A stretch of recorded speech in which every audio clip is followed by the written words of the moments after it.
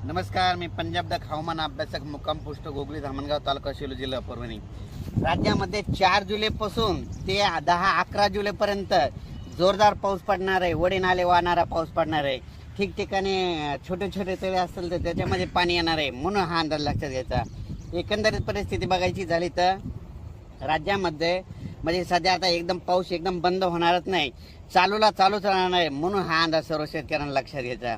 अचानक जर कधी वातावरण झालं तर लगेच एक मी ताबडतोब मेसेज देतच असतो, पण तरी परंतु सर्व शेतकऱ्याला सांगू इच्छितो ह्या 3-4 दिवसामध्ये 3 जुलैपर्यंत तुम्ही शेतीचे कामे आटपा, कारण की राज्यामध्ये 4 ते 10 दररोज वेगवेगळ्या भागात जोराचा पाऊस पडणार आहे, म्हणून हा अंदाज लक्षात घ्यायचा.